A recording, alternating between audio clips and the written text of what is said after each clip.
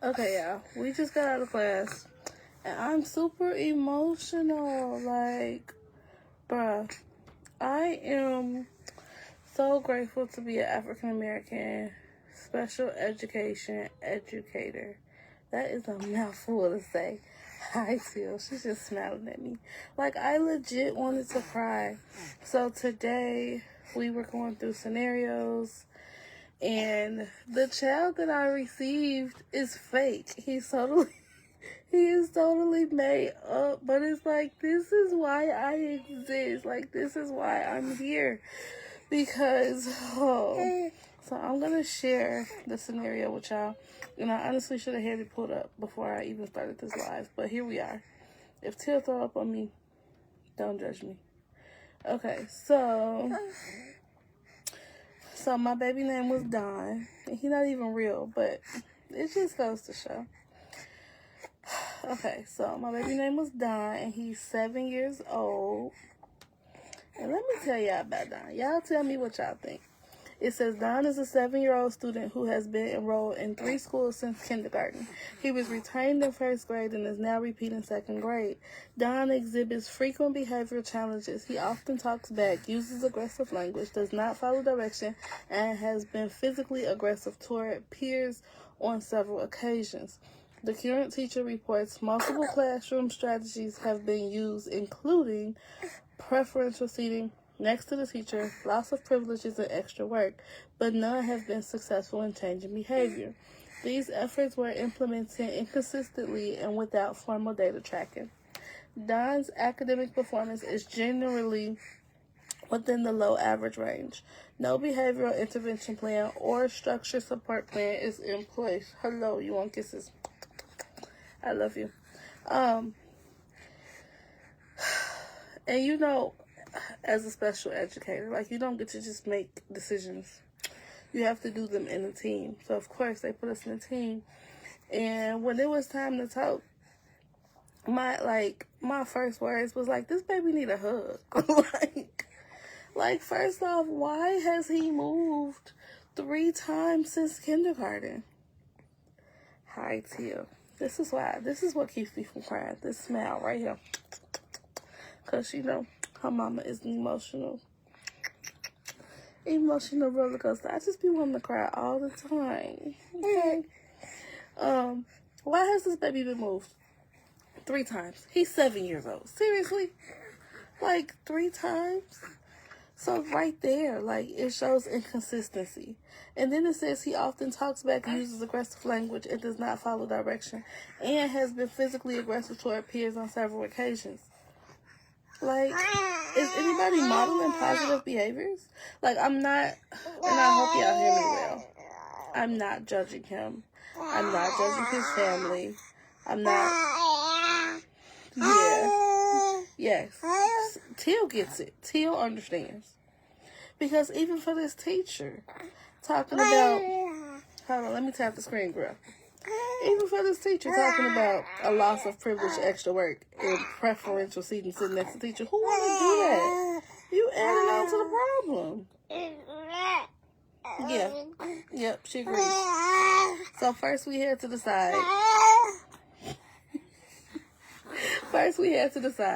If we were going to start an evaluation for special education. And I said no. I said we're not. I said no interventions have been in place for this child. Like, so for y'all that don't know, schools have to do interventions for every child. They have to. There's tier 1, tier 2, tier 3. Tier 1, like, they have to try to work with the child before just throwing them off into special education. I'm a special education educator. I love special education. However, don't just throw all the kids in there because they're not listening and they're disrupting your classroom. Figure out the problem first. Right? We're not throwing all the kids in there. So, what we decided to do, me and my team, my first thought was like, this baby has had no consistency. We could tell that in how he keep jumping school. So let's give him some at school. Like, school should be a safe haven. So the first thing I did was a visual schedule. Yeah, with stickers. with the stickers. Tell him we added stickers to this visual schedule to show him what his day should look like every day. First thing you gonna get when you come in is a welcoming. You want a fist bump, a high five, or a hug? What we doing? After that, you get a sticker. Then you eat your cereal. You get a sticker. Like, we're gonna show consistency, right, Teal? Then we decided to help him because why are we just accepting that the baby is failing? Have we tried to get him some help in his reading and math? Have we tried that? Yeah. We're going to help. We're not just going to accept it. Every child deserves a chance. Right? Right? You not answering me no more? Okay. Next thing, this be me and Till in class for real. Next thing we decided to do was social emotional. Some social worker time. Are we doing daily check-ins? Are we asking him how his day was? Like, this teacher gonna say she just... What kind of flexible seating is that sitting next to the teacher? That sounds like a punishment. Then I put in, I requested positive words of affirmation and encouragement. Like, are we modeling what positive words are versus just telling him that he's using the wrong words? Does he know what a positive word is? Then we started to do our data collection. I'm sorry. I swear this be me and Till in class all day. Then we started our data collection because I needed some more data. I wanted to know how frequent it was happening, what's triggering it, what's the setting, what's the duration. Is he only doing this in math? Does he hate math? Like, what are we doing? Is it when he sits next to a certain child? How often is it happening? Is it only happening in a certain class? I think I said that. And then his attendance. Like, I had this one kid that would miss every Friday. It was like, what are you doing on Fridays? And then come back on Monday. Just like they missed Friday. It's like, what is happening? That's important. That's important to know. So then that's why you ask for family input and developmental history. And then the last two things we did was ask for a past school record. Was the child getting beat on Fridays and not coming? And then they got the whole weekend to heal and come back on Monday. Like, these are things to know. And again, not judging the family. I'm just saying. And then the last part that I requested was an informal observation. Because I want to sit in the classroom and see. Is he being irritated because little Johnny is sitting over there poking him every 3 seconds?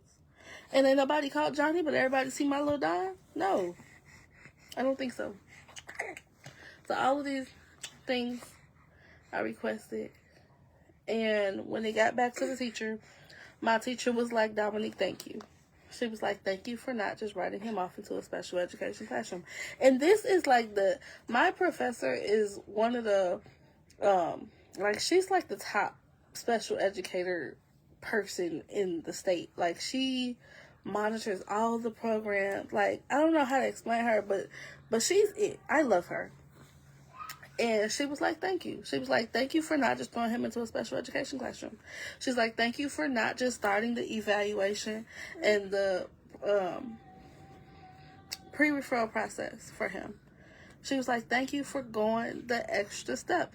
And, like, when I tell y'all, it just really made me emotional because I'm like, how many other teachers would have had this student, or how many other special educators would have got this on their caseload and been like, oh, yep, this is another, what they call it, hurdle to cross. We gonna get him where he needs to be.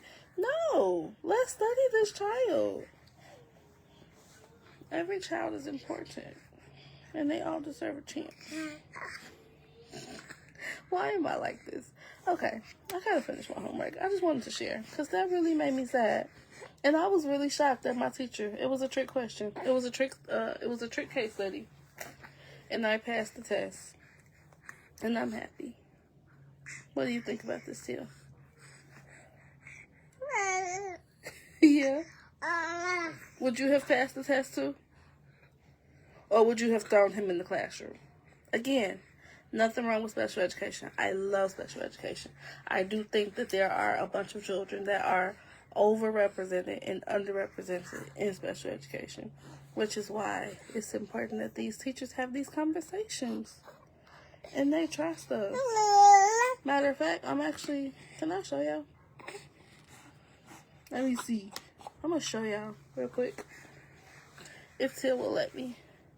Let me scroll down to the bottom of my notes. Like y'all care. Y'all probably don't even care. But this going to help somebody out. So, we're going to make this video and leave it here. Why are you headbutting me? Okay. So, where is it? I want to show you how big the gap is from general education to special education.